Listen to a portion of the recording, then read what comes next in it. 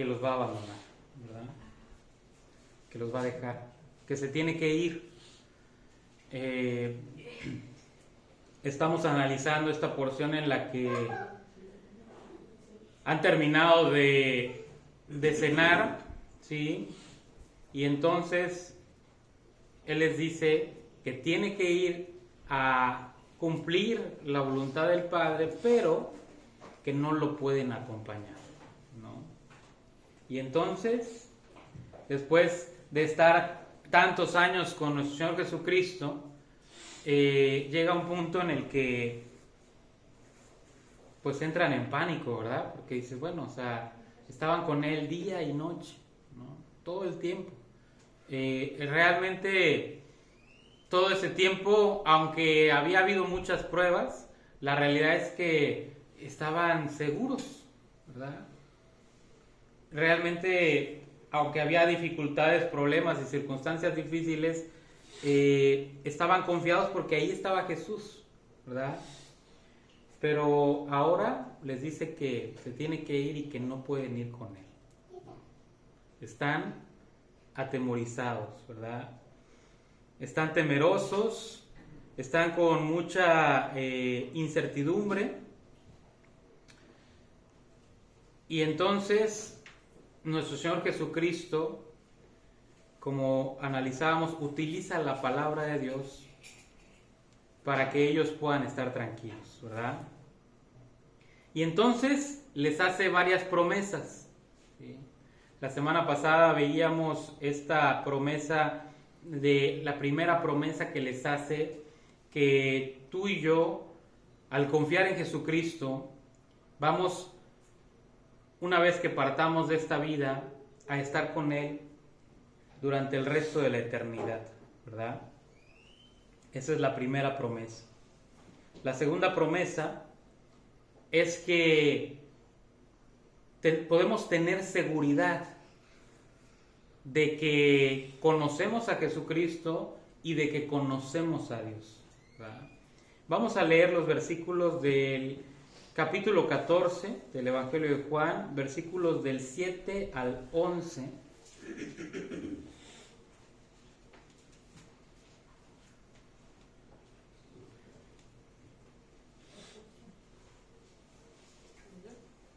Sí. Si me conocieseis, también a mi Padre conoceríais, y desde ahora le conocéis y le habéis visto. Felipe le dijo, Señor, muéstranos el Padre, y nos basta. Jesús le dijo, ¿tanto tiempo hace que estoy con vosotros, y no me has conocido, Felipe? El que me ha visto a mí, ha visto al Padre. ¿Cómo pues dices tú, muéstranos el Padre? ¿No crees que yo soy en el Padre y el Padre en mí? Las palabras que yo os hablo no las hablo por mi propia cuenta, sino que el Padre que mora en mí, Él hace las obras. Creedme que yo soy en el Padre y el Padre en mí. De otra manera, creedme por las mismas obras. Así es. Fíjate, se empieza a ver pues cómo interactúa cada una de las personas con Jesucristo, pero estas inquietudes las tenían todos, ¿no? E inclusive nosotros, ¿verdad? Estamos en diferentes circunstancias y queremos algo que nos asegure que el resultado de las decisiones que vamos a tomar va a ser satisfactorio, ¿verdad? O sea, estás a punto de, no sé, de emprender algo nuevo, ¿verdad? De iniciar un negocio, no sé, de empezar una labor nueva, un trabajo nuevo, y quieres que este sea diferente, ¿verdad? Quieres que este sea diferente, que este sea el mejor, ¿sí? Que esta decisión te vaya a redituar y vaya a ser un hito en tu vida, ¿verdad? Que vaya a marcar un cambio completamente, ¿verdad? Pero no sabes qué va a pasar, ¿sí? Por ejemplo, allá por marzo del 2020, todos estábamos así con muchas expectativas. No sé si se acuerdan que unos meses antes tuvimos un concierto y vino una amiga de la Ciudad de México a cantar unas alabanzas. ¿Sí se acuerdan, verdad? Sí, aquí en la Exactamente, ¿no? y estábamos súper emocionados y estuvo muy padre, la verdad que fue un gozo, por ahí tenemos algunos videos todavía, y entonces veíamos así como que no, y era a principios de año, no, este año va a ser increíble, y pues sí, fue increíble porque de repente vino la pandemia, ¿verdad? Sí. Pero nadie se esperaba que fuera increíble en ese sentido, sino en otros sentidos, ¿verdad? El año anterior fue muy bueno, ¿sí? Y esperábamos que ese fuera todavía mejor, y no fue así, ¿verdad? Y quisiéramos cuando tomamos decisiones que nos vaya bien, ¿sí? Nadie toma una decisión pensando que le va a ir mal, pero realmente no sabemos, ¿sí? Hay incertidumbre. Y hay quien decide no dar los pasos simplemente por no conocer el resultado, ¿sí? Hay quien dice, no, yo mejor no me arriesgo, ¿verdad? Y entonces Felipe agarra y le dice, oye, pues dame algo de seguridad, ¿verdad? O sea, sí está muy padre todo esto que me has platicado durante estos 3 años y medio, pero oye, pues si te vas, pues al menos déjame ver al Padre, ¿no? Un poco de seguridad, ¿sí? Y entonces Jesús le dice, Felipe, no tienes que esperar al cielo, no tienes que esperar a llegar al cielo para conocer al Padre, ¿sí? Y entonces Juan, el evangelista que está escribiendo este evangelio, hace el uso de esta palabra refiriéndose a creer, pero la ha usado a lo largo del evangelio y la ha usado de diferentes maneras. Nos indica que hay ciertos niveles en lo que se refiere a creer, ¿sí? O sea, no todos los creer son iguales, ¿sí? Lo usa en primer lugar cuando se refiere a creer y conocer. Puedes conocer algo pues de oídas, ¿no? Por ejemplo, a alguien le salió la noticia por ahí en redes sociales del accidente que hubo ayer en la noche, en la madrugada, ¿sí? Un accidente tremendo en la carretera, ¿sí? Y entonces, pues de repente ahí ponían unas fotos, ya sabes, el morbo de la gente, a ver qué pasó, ¿no? Y bueno, tú conoces el hecho, ¿sí? Sabes que algo pasó, ¿no? Ese es el primer nivel cuando hablamos de conocer, ¿verdad? El siguiente nivel sería conocer la verdad de ese hecho. ¿Por qué pasó lo que pasó? Bueno, pudo haber ido a exceso de velocidad, pudo haber estado en estado de ebriedad, pudo haber sido un error de los señalamientos, ¿sí? Pudo haber sido algún desperfecto en la carretera, porque yo no sé si te ha tocado ir cuando agarras esa curva de donde está el socavón, hay un hueco en medio de la calle, ¿no? Sí. Y si no lo ves, ahí se queda tu suspensión, ¿no? O sea, pudieron haber sido muchas cosas, ¿no? No sabemos. Si lo supiéramos, estaríamos en el segundo nivel de conocer, ¿sí? Porque no nada más es que escuché y sé lo que pasó, sino que ahora sé por qué pasó lo que pasó. Ese sería el segundo nivel, ¿verdad? El tercer nivel implicaría que yo conozco a la persona que iba dentro del auto, ¿verdad? Entonces no solamente conozco el hecho, no solamente conozco por qué sucedió lo que sucedió, sino que ahora también conozco al que iba allá adentro. Ese es el tercer nivel. ¿Por qué? Porque implica que hay una relación entre esa persona y yo, ¿ok? Y hay un cuarto nivel, ¿verdad? Y el cuarto nivel se refiere a una relación verdaderamente íntima, ¿sí? Profunda y personal, ¿sí? Es cuando en el inicio de la creación que Dios crea a Adán y Eva, en el momento en el que Dios crea a Eva y Adán la ve, Adán se queda así de wow, ¿no? así como me la recetó el doctor, ¿no? Entonces, esta es la mujer, ¿sí? Y el otro día comentábamos, ¿verdad? Porque la manera en la que Adán entiende que él es el hombre es cuando ve a la mujer, ¿sí? La palabra varón viene del hebreo ish, y la palabra varona viene del hebreo isha. Entonces ella va a ser isha porque yo soy ish, ¿sí? Y entonces el hombre sabe que es hombre cuando conoce a su mujer, ¿sí? El hombre es definido en su masculinidad cuando está relacionado con su mujer. Y la mujer es definida en su feminidad cuando está relacionada con su hombre, ¿verdad? Entonces hay una relación íntima, profunda, ¿sí? Y a eso se refiere el cuarto nivel de conocimiento, ¿sí? Como cuando Pablo allá en Filipenses capítulo 3,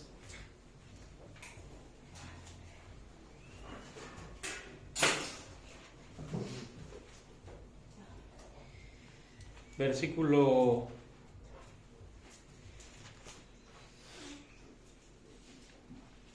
9 y 10.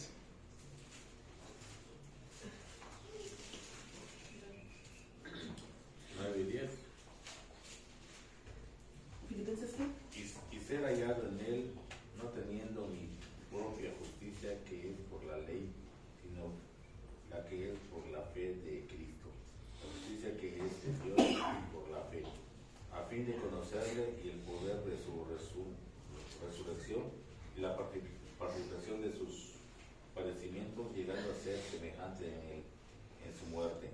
Así es, o sea, lo que está diciendo Pablo es conocerle de tal manera que me empiece a parecer a él, ¿sí?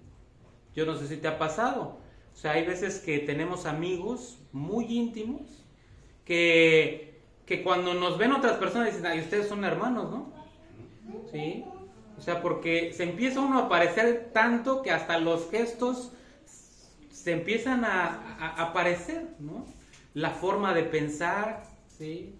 Todo, mientras más relación tienes y más profunda es la relación con otra persona, más te empiezas a parecer a esa persona, ¿sí? Y entonces, en el cuarto nivel de conocimiento, la relación que tenemos con Jesucristo tiene que necesariamente empezar a hacer que nos parezcamos más a Él. Porque ¿de qué sirve conocer toda la Biblia si tu vida no cambia? ¿Sí? Lo dice en 1 Corintios 13, ¿verdad? O sea, ¿de qué sirve que tuviera yo todo el conocimiento si no tengo amor? ¿Verdad? Vengo a ser como un címbalo, algo que está vacío y que emite un sonido, ¿verdad? Realmente no sirve de nada. No sirve de nada, ¿no? Es una pérdida de tiempo. Dios diseñó la relación con Él para que nuestra vida fuera impactada y para que nosotros reflejáramos la luz de Dios. Algo que no debemos de perder de vista nunca es que las personas que no creen en Dios no pueden ver a Dios, ¿sí? O sea, por ejemplo, te pongo el ejemplo de la enfermedad de Cristian, ¿sí? Tú viste su enfermedad desde el inicio, o la escuchaste, ¿sí? Y tú has visto cómo hemos estado orando por su vida, y en cada paso tú has podido ver los milagros que han sucedido. A tal grado que hace unos días salió caminando del hospital con su mamá, ¿verdad? ¿Y qué tenía? No tenía nada. No tenía nada, ¿no? ¿Qué es eso sino un milagro? ¿Sí? Tú lo puedes ver, ¿sí? Porque tú te puedes relacionar con Dios, pero el que no cree en Dios, pues puede decir, pues algo pasó, quién sabe qué, pero hasta ahí, ¿no? Y entonces eso es importante que nosotros lo podamos tener siempre presente. Cuando nosotros compartimos con alguien, las personas, por más maravilloso que suene, no lo pueden ver. ¿Sí? No porque no quieran, sino porque no conocen esa relación. Entonces, ¿qué es lo que sí pueden ver? Te pueden ver a ti. Y lo que tú representes y lo que tú manifiestes es lo que para ellos va a representar Dios. Si tú empiezas a hablar de Dios y te la pasas haciendo cosas equivocadas, pues las personas seguramente van a pensar que Dios es una persona que hace las cosas equivocadas. ¿Sí? Somos la imagen de Dios. ¿Sí? Somos portadores de la imagen de Dios. Y Dios nos está transformando para que manifestemos esa imagen a los demás. ¿Sí? Y entonces es un proceso y una transformación que debe de producir un cambio en nuestra vida. Si este conocimiento que estamos adquiriendo no está produciendo un cambio en nuestra vida, pues como dijeran los niños, estamos en poemas, ¿verdad? O sea, realmente hay un problema. Porque si no está produciendo un cambio, entonces no hay vida. ¿Sí? Si tu vida no está cambiando, los únicos que no cambian son los que están muertos, ¿verdad? Y si tu vida no está cambiando por la exposición al Evangelio, entonces no hay vida, ¿verdad? Sí. Por eso es importante estar en constante relación con nuestro Salvador. Por eso es importante conocer a Dios, no en el primer nivel de conocimiento, en el de, sí, yo creo que Dios existe. No en el segundo nivel de conocimiento en el que, sí, bueno, porque veo la naturaleza y veo que todo está maravillosamente creado. No en el tercer nivel de conocimiento, sí, yo he escuchado de Jesucristo. Sino en el cuarto nivel de conocimiento en el que yo lo conozco personalmente, porque está transformando mi vida. ¿Sí? Dios transforma vidas. Ese es su negocio. Eso es lo que Él hace. Si tu vida no está siendo transformada, pues entonces no hay vida, ¿verdad? Ahora, ¿se puede fingir que hay vida? Por supuesto. O sea que todo eso es como nuestra carta de presentación, ¿no? Lo que Dios está haciendo en nuestra vida, la transformación que Él está haciendo. Claro. Por eso es que luego hizo un comentario una vez que dijo que nosotros no andamos diciéndole a todo el mundo que somos cristianos, ¿no? Sino es ellos solo se dan cuenta de nuestra forma de expresar, se puede decir, y ciertas cosas, ¿no? Porque Cristo vive en nosotros. Claro. Entonces tiene que haber la diferencia entre el que no conoce a Cristo y nosotros que conocemos de Dios. Okay. Sí, porque tú puedes llegar con la Biblia y las personas te pueden negar lo que sea. Te pueden negar incluso que la Biblia sea fidedigna o digna de confianza. No, pues eso alguien lo modificó por allá, ha tenido, le han metido mano, o sea, la gente te puede decir cualquier cosa, pero nadie te va a poder negar nunca lo que está pasando en tu vida. O sea, tú me puedes negar lo que quieras, pero tú no puedes negar que Dios está transformando mi vida. ¿Sí? Si Dios no hubiera transformado mi vida, yo sería un alcohólico y viniera a decirte que Dios puede cambiar las vidas cuando mi vida no cambia. ¿Sí? Sería una incoherencia. Pero no me vas a negar que Dios está transformando mi vida. Eso no lo puedes negar.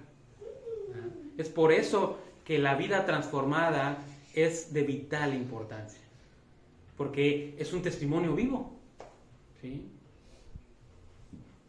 Sí, por eso en los tribunales los delincuentes tratan de desaparecer a los testigos. ¿Sí? ay, que se murió, ay, que le explotó, ay, que, o sea, sí, lo tratan de desaparecer, porque ante un testimonio no puedes decir nada en contra. O sea, un testimonio es poderosísimo. Un testimonio puede mandar a alguien a la cárcel o puede liberarlo, ¿sí? O sea, más que cualquier otra evidencia, lo que Dios está produciendo en tu vida, nadie lo puede negar. Por eso, nuestra vida tiene que cambiar. Porque si no cambia, o sea, ¿con qué cara le vas a decir a la gente que Dios puede cambiar su vida? ¿Sí? Si la tuya sigue igual. Entonces, necesitamos conocer a Jesús de esta manera, ¿verdad? A fin de conocerle. ¿De qué manera? De tal manera que conocerle y relacionarme con él empieza a impactar mi vida, ¿sí? Y entonces le dice Jesús a Felipe, le dice, o sea, ¿conoces al Padre? Porque me conoces a mí. Y entonces, ¿qué está diciendo Jesús? Está diciendo que Él es Dios, ¿verdad? Está afirmando. Porque la misma naturaleza de Dios es la misma naturaleza de Jesús, ¿verdad? Entonces, cuando hablamos de este conocimiento, si nosotros hemos vuelto a nacer, nosotros de manera natural, en nuestra nueva naturaleza que Dios nos ha otorgado, tenemos un deseo de conocer más a Dios. ¿Sí? Queremos. A veces no sabemos cómo, pero queremos conocerlo más. ¿Sí? A veces no sabemos cómo Dios va a responder a una petición, pero quisiéramos saber, ¿verdad? Y entonces tenemos un deseo de conocerlo más.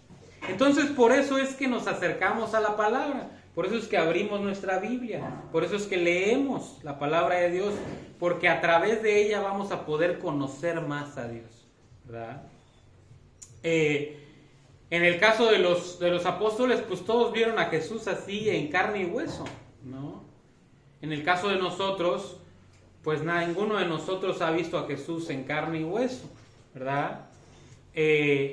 Pero lo que nos permite afirmarnos en fe no es que lo hayamos visto, sino que hayamos escuchado el registro de lo que Él dijo y las obras que Él hizo. Porque lo que está diciendo Jesús es que es tan importante verlo, como lo veía Felipe, como es importante escuchar lo que tiene que decir, como es importante ver el resultado en las obras que Jesús hace, ¿sí? Esto nos lo dice Pedro allá en Primera de Pedro 1:8. Primera de Pedro 1:8. Pedro está casi al final, antes de Primera de Juan. Primera de Pedro 1:8. Primera de Pedro 1:8. ¿Lo leo? Sí. A quien améis sin haberle visto, en quien creyendo, aunque ahora no lo veréis, os alegréis con gozo inefable y glorioso. Así es, ¿no? Fíjense, esto nada más como punto de referencia. El gozo verdadero viene cuando conoces a Cristo. O sea, realmente anhelamos ese gozo, pero no sabemos que ese gozo está relacionado con conocer a Jesucristo, ¿sí? Y entonces le dice Felipe, o sea, le dice Jesús a Felipe, ¿tú crees? ¿Verdad?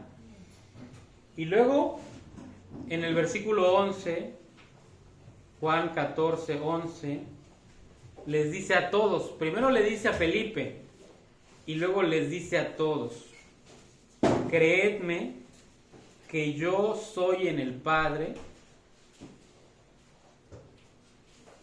y el Padre en mí. Y entonces, Jesús no se queda ahí, ¿verdad?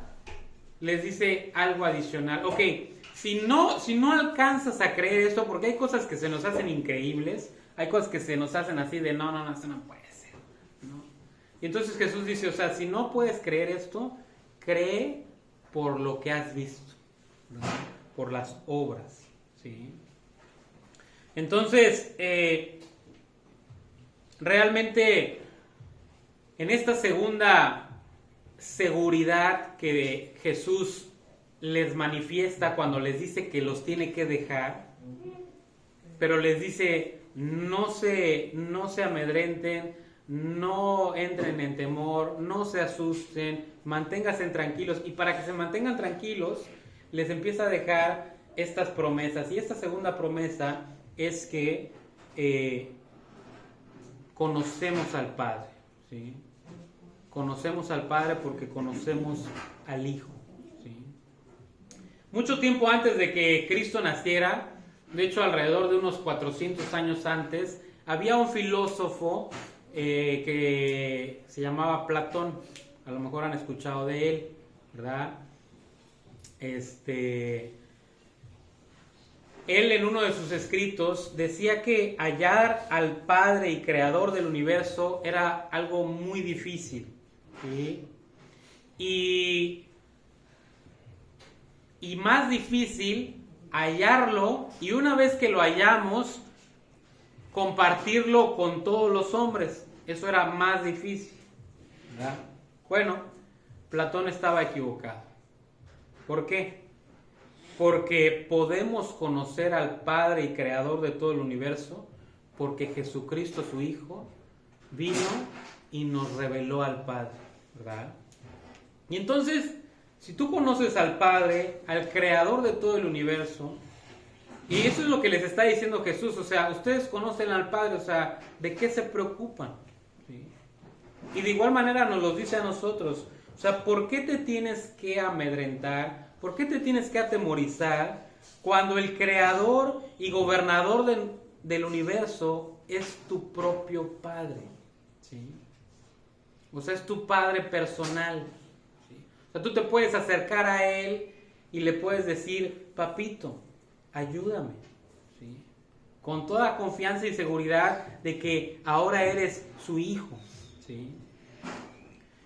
El mismo Señor de los cielos y de la tierra, el creador de todo el universo, es nuestro Padre.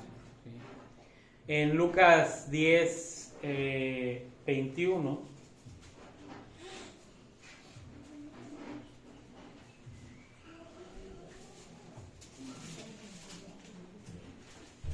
¿Lucas qué? Lucas 10, 21.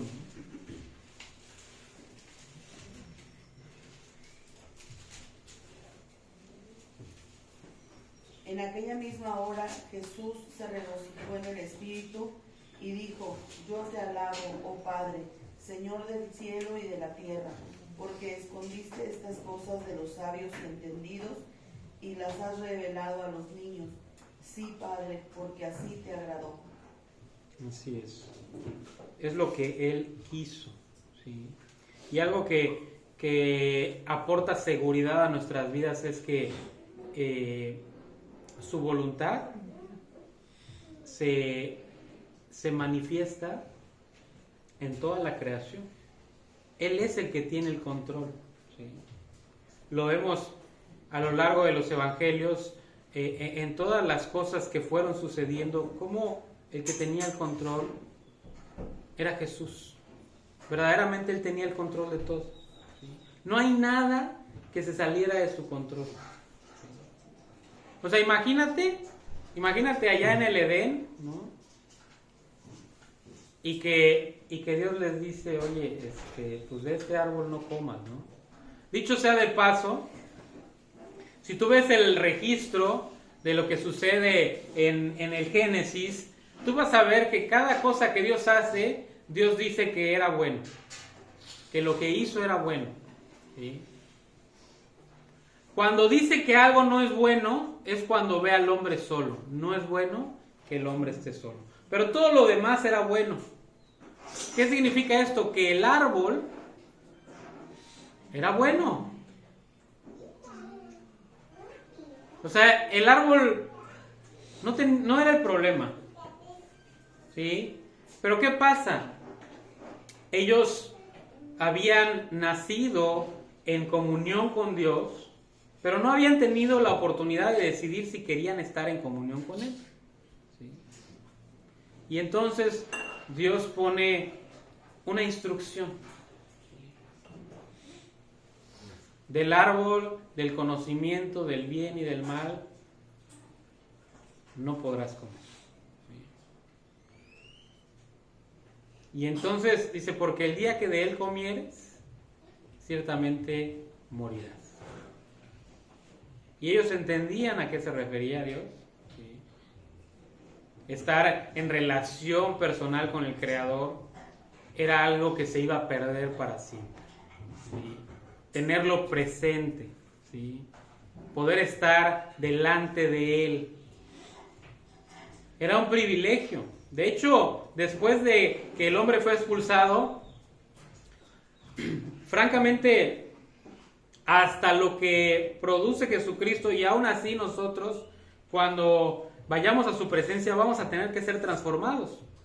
¿Sí? Cuando nosotros vayamos a su presencia, nuestros cuerpos van a tener que ser transformados para tener la capacidad de poder estar en su presencia. ¿Sí? Nuestros cuerpos en este momento no tienen esa capacidad. Si Dios se presentara delante de nosotros, seríamos consumidos porque nuestros cuerpos no tienen la capacidad de estar delante del Creador del universo. Y entonces por eso cuando vamos, dice Pablo en Tesalonicenses, dice, en un abrir y cerrar de ojos, dice, nos vamos y vamos a ser transformados en ese mismo instante y vamos a estar con Él, ¿verdad? Pero tenemos que ser transformados, nuestros cuerpos tienen que ser transformados, ¿sí? Pero Adán no tenía que ser transformado. Él podía estar delante de la luz intensa del Creador sin consumir. Su cuerpo era, en ese sentido, perfecto, ¿verdad? Entonces, eso era lo que iban a perder. Ahora, fíjense, la pregunta que surge es, ¿ellos hubieran podido comer del árbol del conocimiento del bien y del mal? Y la respuesta a esa pregunta es sí. ¿Por qué? Porque era bueno. Pero primero tenían que tomar la decisión de mantenerse fieles a Dios, rechazando la tentación. Y en el momento en el que ellos tomaran esa decisión, en ese momento esa posibilidad se iba a abrir delante de ellos. Pero al final, pues sabemos lo que pasó. Cayeron en la tentación. Ahora la pregunta que surge adicional es, ¿esto tomó de sorpresa a Dios? O sea, imagínate allá en el cielo, que Dios voltea y ve a Eva dándole la mordida a este fruto y ¡ay, no! Todo mi plan se vino abajo. ¿Tú crees que eso haya pasado? O sea, que Dios diga, ¡ay, no es posible! Ya la regaron. No era así, chavos, ¿no? O sea, no. O sea, Dios sabía lo que iba a pasar, ¿verdad? Pero Dios no tuvo nada que ver en eso. ¿Por qué? Porque es como cuando le das un consejo a alguien, que tú ya has pasado por algo y le das el consejo a esa persona, que si tú haces eso, tú vas a tener esta consecuencia, ¿verdad? Y la mayoría de la gente no escucha. ¿No te ha pasado? Que le dices, no hagas eso porque te va a pasar esto y esto. Y la gente dice, no, o sea, a lo mejor a ti te pasó, a mí no me va a pasar, ¿verdad? ¿Y qué pasa? Les pasa, ¿verdad? Ahora, ¿tú fuiste el causante de lo que le pasó? No. Tomó su decisión, ¿verdad? Tú sabías lo que iba a pasar, pero eso no te hace partícipe de sus consecuencias. O sea, no va a llegar y, ¡ay, tú tienes la culpa porque me echaste la sal! A lo mejor te puede decir, pero la realidad es que tomó su decisión, ¿verdad? Bueno, pasó lo mismo. O sea, Dios sabe lo que va a pasar, pero eso no lo convierte en partícipe. Cada uno toma su decisión, ¿sí? Pero Dios siempre está en control. ¿Por qué? Porque Él sabía que eso podía pasar, existía la posibilidad. como también existía la posibilidad de que soportaran la tentación. Existían las dos posibilidades, pero si ellos fallaban, Dios ya tenía la solución. ¿Sí? ¿Cuál era la solución? La única solución posible en todo el universo: que Dios mismo pagara los platos rotos. Esa era la única manera. O sea, la otra era hacer borrón y cuenta nueva, que era lo más fácil, ¿verdad? Que era lo que todos los pensadores de la antigüedad y a lo largo de todo el Antiguo Testamento vemos, Señor, o sea, ¿por qué no destruyes todo y lo vuelves a hacer? Más fácil, ¿verdad? Tú y yo lo haríamos, ¿verdad? Ay, destrúyelo y hazlo de nuevo, ¿verdad? ¿Sí? Las que están en costura no nos van a dejar mentir, ¿verdad? Lo deshaces y lo vuelves a hacer, ¿verdad? Y lo haces bien la próxima vez, ¿verdad? Pero Dios dice no. Dios decide tener misericordia y dice, estoy dispuesto a pagar los platos rotos. ¿Verdad? Sí, ya nos volvió a hacer. Cuando aceptamos a Jesucristo, Él nos transformó y nos hizo una nueva criatura. Pero es muy difícil. ¿Es difícil? Sí, es difícil cuando no queremos obedecer. ¿Sí? Porque parte de una decisión. Tenemos que tomar la decisión. El cristianismo, sí te lo puedo decir, es para valientes, ¿verdad? Es para valientes. ¿Sí? ¿De qué depende? ¿de qué depende de que el cristianismo se aplique a tu vida? Solo hay una condición. ¿Cuál es esa condición? Que ya estés harto de tu vida pasada. Si tú aún no te has cansado de tu vida pasada, claro, se te va a hacer súper agobiante la vida cristiana. Pero si tú ya te cansaste de hacer las mismas cosas y cometer los mismos errores y estarla regando por todos lados, así como cuando está el bebé con el pañal todo hecho popó, ¿verdad? Y anda por la casa manchando la sala y manchando la cocina y manchando y embarrando todo de popó por todos lados, y de repente te das cuenta que anda embarrando y vas a tener que limpiar todo el desorden, ¿verdad? Así andamos, ¿sí? Así andamos como cristianos, ¿sí? Queriendo mantener la vida pasada, cuando la vida pasada lo único que nos ha traído son desilusiones, ¿sí? Problemas, dificultades. Pero va a seguir siendo difícil hasta que no te canses de eso. En el momento en el que te canses, Dios va a estar con los brazos abiertos. ¿Ya te cansaste? Ok, ve, ahora yo te voy a ayudar. Hasta que uno se cansa, ¿verdad? Y entonces Jesús dice, o sea, no tienes por qué agobiarte. Pero eso no quiere decir que no nos vamos a quejar, ¿verdad? Ah, ¿cómo? ¿A qué te refieres? ¿A qué te refieres? O sea, es que yo digo en la vida personal, ¿no? O sea, que te llega a pesar, o sea, que ya te decidiste. Por ejemplo, yo siempre he dicho, ¿no? Creo que en toda mi vida nunca he sabido qué voy a hacer, ¿no? Porque tengo siempre muchos proyectos, ¿no? Claro.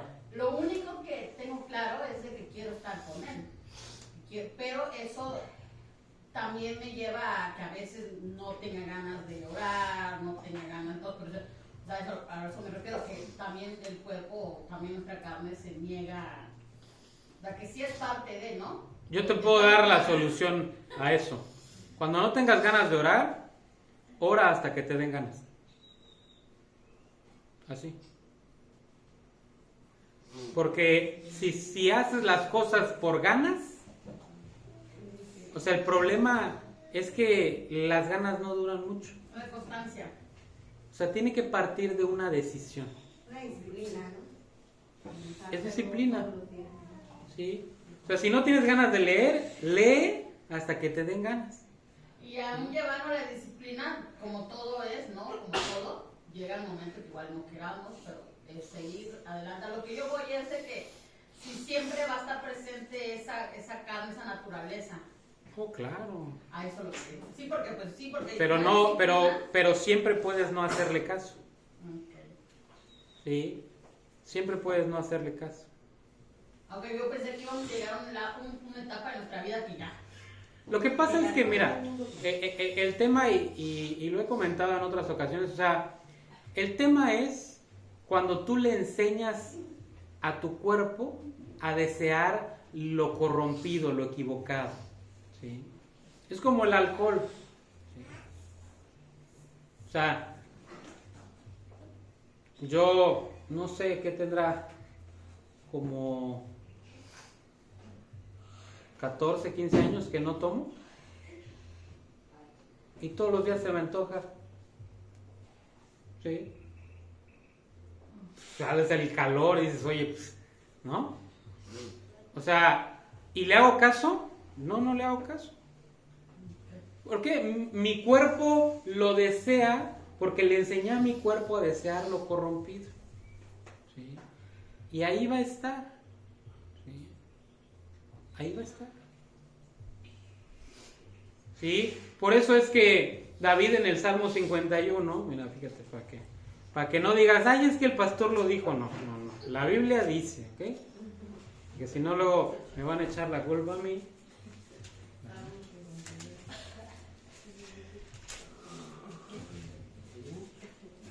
Fíjate, dice, este salmo lo escribe David después de que pecó con Betsabé y después de que es enfrentado por Natán, el profeta. Salmo 51.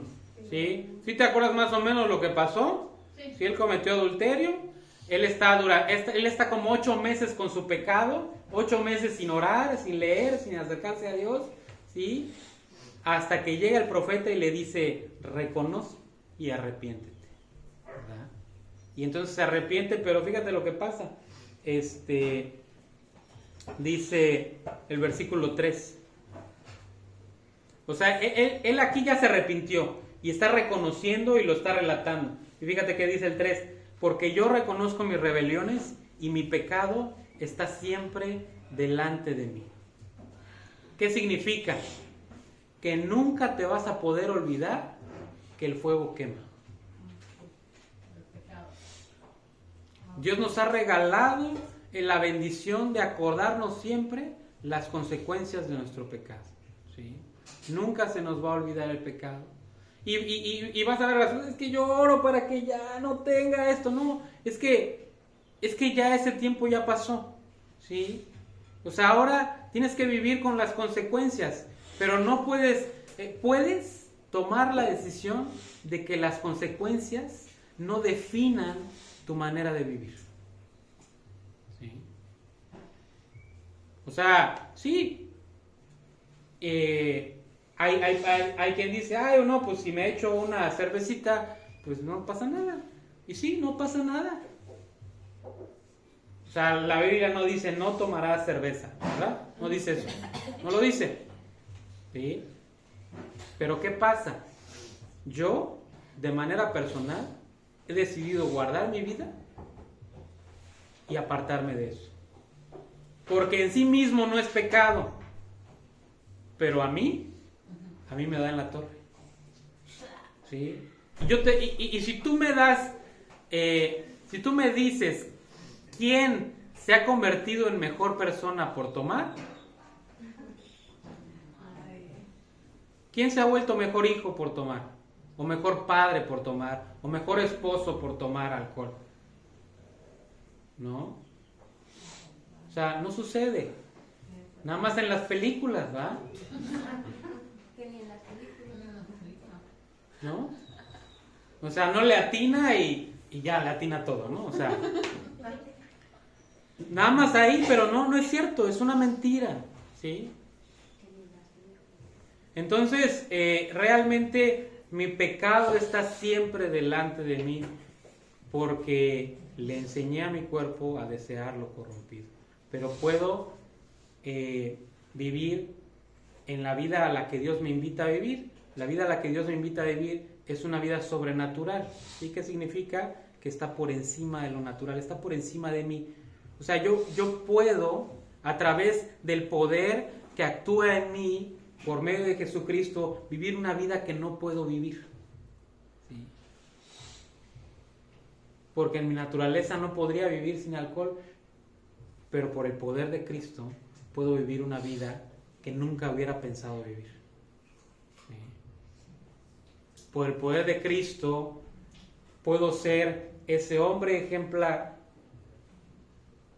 que en mis fuerzas nunca podría llegar a ser, pero por Cristo, por el poder que actúa en mí, por su gracia, por su misericordia, lo puedo hacer. ¿De qué depende? De que tome la decisión de obedecer. Y es bien sencillo, pero no es fácil.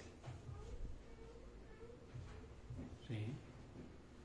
Entonces, realmente, una de las cosas que tenemos que tener siempre presente es que Él sabe lo que va a pasar. ¿Sí? Él tiene el control. Él sabe todas las cosas posibles que pudieran suceder. Entonces, si Él lo sabe todo, pues voy con Él y le pregunto, oye, pues dime, ¿no? Quiero hacer esto, quiero hacer el otro, ¿verdad? Dime, guía mi corazón, guía mi vida, guíame por medio de tu Espíritu, muéstrame cuál es el camino en el que vas a tener cuidado de mi vida. Ahora, en cuestión de decisiones, hay muchísimas cosas que puede uno decidir que están dentro de la voluntad de Dios. ¿Sí? O sea, por ejemplo, los chavos que están decidiendo qué carrera van a estudiar. O sea, hay muchísimas cosas en las cuales Dios puede bendecir tu vida. ¿Sí? Y que están dentro de la voluntad de Dios. ¿Qué es lo que va a marcar la diferencia? Que en tu corazón tú quieras agradarlo a Él. ¿Sí? Y realmente, yo sé que esto no significa que no va a haber dificultades y que no vamos a estar en una lucha, porque es una lucha, ¿verdad? O sea, no quiero minimizar el hecho de que hay una lucha, porque sí hay una lucha y siempre va a haber una lucha, pero en la medida en la que tú vas ganando pequeñas batallas, te vas haciendo más fuerte. ¿Sí? Yo antes no podía pasar por el pasillo de las bebidas alcohólicas, no podía pasar por ahí. O sea, no podía porque me daba así como hasta, así que sentía que se me regurgitaba todo. O sea, no podía, ¿sí? Porque no tenía el carácter, ¿sí? Pero en la medida en la que fui ganando pequeñas batallas, ahora puedo pasar, agarrar un agua mineral sin problema, ¿sí? Porque las ponen ahí al lado, ¿no? De hecho, yo pienso que, por ejemplo, todos lidiamos con cosas diferentes, ¿no? Claro. En este caso, pues, el alcohol, pero todos tenemos como debilidades diferentes. Y es verdad, o sea, conforme vas haciendo pequeños cambios, vas teniendo más fortaleza internamente, eso es muy real. Sí, en la medida en la que vas ganando pequeñas victorias, o sea, son pequeños pasos, ¿sí? Son pequeños pasos. O sea, las victorias más grandes, los éxitos más grandes, no son así de la noche a la mañana. De hecho, todos los que han alcanzado el éxito en alguna parte de su vida, en alguna área de su vida, te dicen, ok, a lo mejor gané 10 millones de dólares en una noche, sí, pero no los gané ahí. ¿Sí? O sea, los gané con todos los años que tuve que estar, pues, trabajando en eso, ¿verdad? Y a lo mejor ese fue el momento en el que yo estaba preparado y vi la oportunidad y tomé la oportunidad. Pero no empezó ahí, porque si yo no tuviera la preparación, yo ni siquiera hubiera podido ver la oportunidad. Lo mismo pasa con esas pequeñas victorias, ¿verdad? Esas pequeñas victorias nos van preparando. algo que también es importante entender y creo que con esto vamos a terminar. Miren, vámonos a Génesis.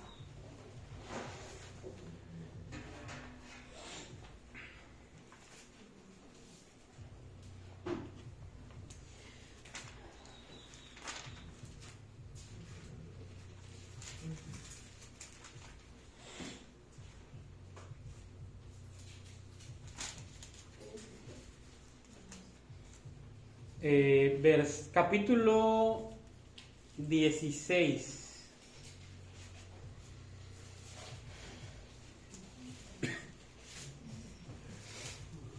Ahí el traductor le puso un título a esta porción, dice Agar e Ismael, ¿verdad? ¿Sí se acuerdan quién era Agar? Sí. Era la esclava de Sara, ¿verdad?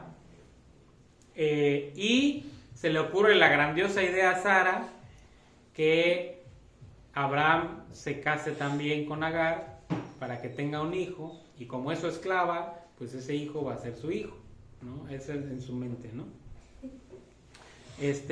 Pero empiezan a pasar varias cosas, el hijo empieza a crecer y pues empieza a haber pues ciertas riñas y todo, y entonces de repente dice el versículo 5, dice, entonces, ya están ahí, el capítulo 16, versículo 5, dice, entonces Sarai dijo a Abraham, mi afrenta sea sobre ti, yo te di mi sierva por mujer, y viéndose encinta, me mira con desprecio. Juzgue Jehová entre tú y yo. Y respondió Abraham a Sarai, he aquí, tu sierva está en tu mano, haz con ella lo que bien te parezca. Hay una ruptura del orden, porque sí, Agar es la esclava en este caso, todavía no es Sara, es Sarai, ¿verdad? Es la esclava de Sarai, pero en el momento en el que se la da a Abraham, Abraham la hace su esposa, ¿sí? Y entonces sube, cuando se convierte en su esposa, sube al mismo nivel que Sara, o sea, que Sarai, ¿verdad? O sea, en jerarquía, ¿sí? Sube al mismo nivel. Y entonces, pues ella, como ya es la esposa y es la madre del heredero, pues dice, no, pues ya estoy en otro nivel, ¿verdad? Y pues resulta que empieza a haber dificultad, y entonces Abraham le recuerda el orden y le dice, oye, acuérdate que es tu esclava y tú puedes hacer lo que quieras con ella, ¿no? Y entonces se le prende el foco a Sarai, pues sí es cierto, pues sí es mi esclava, y entonces le empieza a cargar la mano, ¿verdad? Y fíjense que dice el versículo, ¿qué es? Ahí mismo el 6 no lo terminamos, ¿verdad? Dice el final, después del punto, y como Sarai la afligía, ella huyó de su presencia. Y fíjense qué pasa. Versículo 7, y la halló el ángel de Jehová junto a una fuente de agua en el desierto, junto a la fuente que está en el camino de Shur, y le dijo, fíjense qué le dice, Agar, sierva de Sarai. ¿Qué está haciendo Dios? Le está recordando la jerarquía que ella tiene.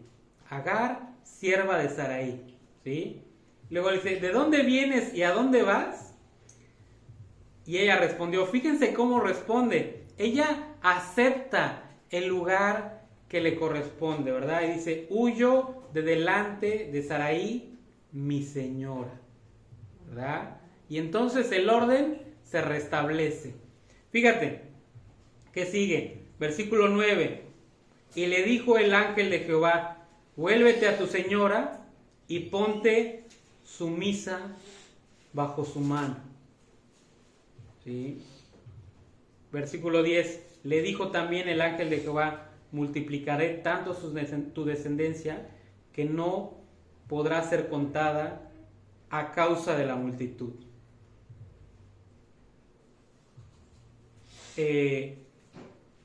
Fíjense, o sea, la petición de Sarai es por lo que está sufriendo la petición de Agar es por lo que está sufriendo con Sarai, ¿sí?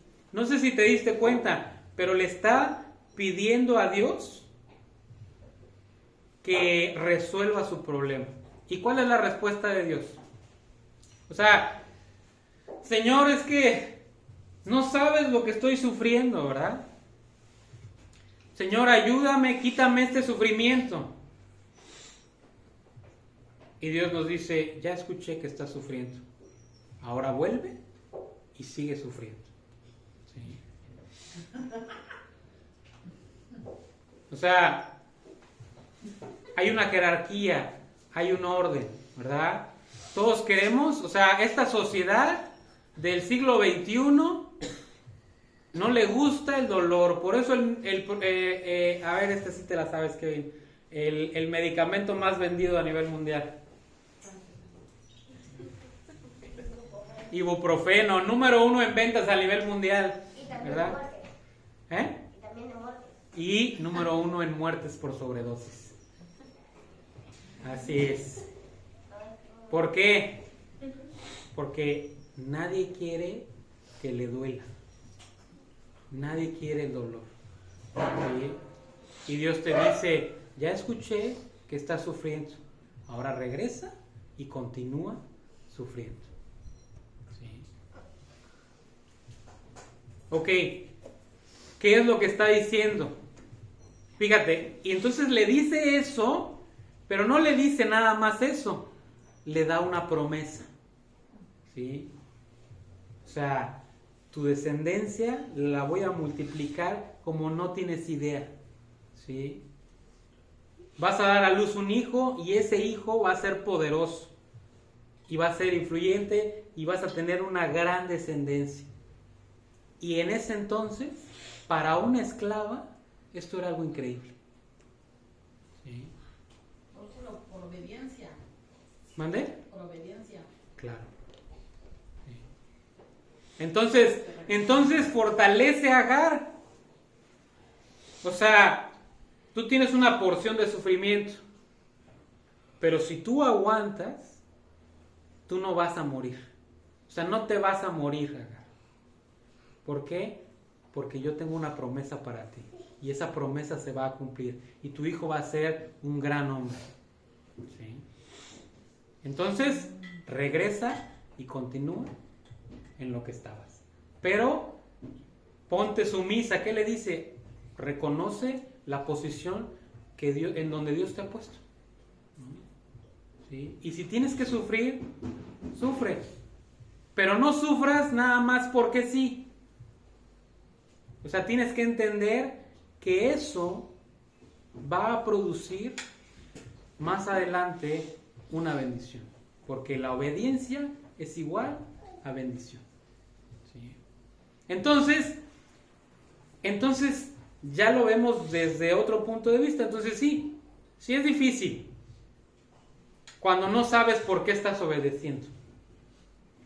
Pero cuando sabes por qué estás obedeciendo, cuando sabes que tu vida va a ser bendecida, cuando hay promesas que Dios te va a cumplir sí o sí, oye, pues te conviene obedecer, ¿verdad?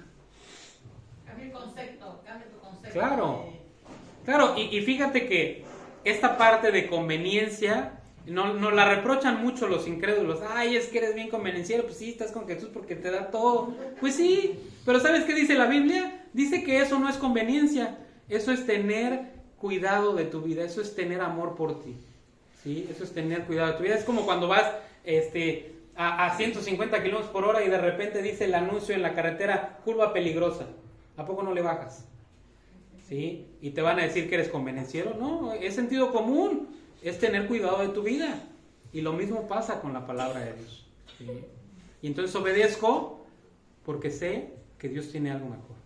¿Sí? Y a veces hay circunstancias difíciles y sé que no puedo sacudírmelas. Bueno, decido obedecer. ¿Por qué? Porque sé que eso va a traer bendición. Y no solo a mi vida, a mi descendencia también. ¿No? Entonces, realmente tenemos que estar seguros de que esta relación va a producir algo maravilloso en nosotros. Que no nada más es algo que estamos aprendiendo. Entonces nuestra vida marca nuestra descendencia. Claro, por supuesto. Sí. Sí, el 80% del éxito de tus hijos depende de... De mí depende que conozca a mis futuros nietos, pues, que mis hijos conozcan de Dios para que mis futuros nietos, mi descendencia... Sí, que conozcan de Dios y no solo eso. O sea, el desarrollo de su vida es impactado por tu vida, ¿no? Sí. Les podemos impedir, ¿no? Podemos impedir que alcancen sus sueños muchas veces por nuestras propias inseguridades y temores, ¿no? Y Dios puede limpiar eso y transformar eso en nuestras vidas para que no sea eso una carga para nuestra descendencia, ¿no? Así es. Entonces, realmente, digamos, resumiendo todo esto, conocerlo necesariamente, forzosamente, ¿sí?, va a producir un cambio en nuestras vidas. Si no produce un cambio, o sea, si pasan los días, las semanas, los meses, los años y no se está produciendo un cambio, preocúpate, tienes que reaccionar, tienes que analizar tu vida. O sea, ya no podemos estar como el resto de las personas que viven sin pensar, ¿sí? Tenemos un gran ejemplo con lo que pasó en la pandemia, ¿sí? O sea, la gente vivía sin pensar y cuando de repente se para todo, la gente no sabe por qué está viviendo, ¿sí? O sea, vivir angustiada por fallarle a Dios es parte de la transformación que Dios está haciendo en mí, ¿verdad? No fallarle, ¿no? O sea, vivir angustiada porque luego, bueno, a mí me ha pasado... Bueno, no angustiada, ¿no? Que digo yo, no, pues esto no le agrada, y pues no. Es como que sí me entra como que, ay, no. Bueno, pero no es una angustia, ¿no? ¿No? Es como un... Lo voy a hacer porque soy obediente. No, porque quiero agradarle a él. Ah, ok. Es como cuando, a ver, o sea, tus hijos, ¿por qué te obedecen, no? Pues pueden obedecer porque te tienen miedo, ¿no? O te pueden obedecer porque te aman. Mejor que te obedezcan porque te aman, ¿no? Entonces, finalmente, eso debe de producir, pues, quererlo conocer más. Quererlo conocer más. Entonces, cada que no tengas ganas, pues continúa hasta que te den ganas, ¿no? Realmente es un ejercicio. No vamos a lograr la perfección de este lado del cielo, no vamos a lograr la perfección, pero bien dice el dicho, la intención es lo que cuenta, ¿verdad? Bueno, para Dios lo que cuenta es la intención de nuestro corazón. A lo mejor no soy perfecto, Señor, pero con todo mi corazón quiero agradarte, ¿sí? Y estoy pendiente. Y sí voy a cometer errores, pero rápidamente voy, arreglo, ¿sí? Y le pido fuerzas para no volver a caer en lo mismo, porque también esa es otra, ¿no? Hay quien agarra la oración como un comodín, ¿no? Ay, otra vez, Señor, ay, pues soy yo, ay, otra vez, fíjate que otra vez la regué, en lo mismo, ¿no? Y luego al rato, ay, Señor, otra vez, ay, ¿qué crees que otra vez? ¿Me perdonas? ¿No? O sea, y así estamos, y eso se vuelve un juego, ¿no? O sea, si pides perdón es porque hay arrepentimiento, y si hay arrepentimiento, acuérdate que la palabra de arrepentimiento es metanoia en griego, que significa cambio de mente, ¿sí? Yo me arrepiento, entonces tengo que cambiar la manera en cómo hago las cosas. Ese es el verdadero arrepentimiento, en el que me doy la vuelta y empiezo a caminar en la dirección de Cristo. Pues vamos a orar para terminar. Vamos a pedirle a Dios que nos despida con bien. Teresita, ¿quieres dar gracias, por favor? Señor, pues muchas gracias te damos, Padre, por esta gran oportunidad que nos diste de escuchar tu preciosa palabra, Señor. Gracias porque has sido bueno con nosotros, Señor. Gracias porque hoy pues, nos reconocemos recordaste este compromiso, Padre. Te pedimos mucho porque pues esto no se quede en el aire, Señor, sino que tú nos lleves apropiado, que nuestro corazón pues anhele una transformación genuina, Señor, que sabemos que puedes tú producir. Te pedimos mucho porque tú nos ayudes a tener victoria, Padre, en cada área de nuestras vidas, para que nuestras vidas sean transformadas y podamos ser pues esos luminares en el mundo, Señor. Te damos muchas gracias, Señor, por tu amor, por tu bondad, por la salvación que nos has otorgado, por tu preciosa palabra, Señor. Llévanos a vivir para ti todos los días. Y te damos gracias, Padre, por todos los que hoy pudieron venir. Gracias por la vida de Manuel, Señor. Tú síguelo pues usando de acuerdo a tu plan y a tu voluntad, y que pues su vida pues impacte la nuestra, Señor. Y también pues te recordamos también el viaje de María, Señor, que tú pues la lleves con bien, le hagan los estudios necesarios, Señor. Dale gracia con su hijo, Señor, que le pueda compartir acerca de ti, Señor. Que pues si él aún no te ha reconocido como su Salvador, Señor, pues tú prepares su corazón, Señor, toques a su puerta, Padre, y él esté dispuesto a abrir. Te pedimos porque pues sea un tiempo de convivencia para ellos, y que también tú sigas fortaleciendo su fe en ella, en ti, Señor, para que ella pues regrese cada día más pues convencida de que tú tienes ese cuidado de su vida, Señor. Gracias por todos los milagros que has hecho en nuestra iglesia, Señor, en nuestra célula. Y Padre, pues todo lo ponemos pues en tus preciosas manos, y acompáñanos el resto de este día. Te lo pedimos, damos gracias, amado Señor Jesucristo. Padre, también queremos darte gracias por la vida de la señora Libertad. Señor, gracias por haber dispuesto su corazón a acompañarnos, a escuchar tu palabra, Señor. Sabemos que tú tienes un plan precioso para ella, Señor, y que sin duda alguna tú quieres restaurar su vida, su corazón, y tú la estás conquistando, Señor. Gracias por también haberla puesto en nuestro camino, y por su vida, Padre. Bendícela, Padre. Te lo pedimos, te damos gracias, Señor Jesucristo. Amén. Amén. Gracias a Dios. Dios bendiga.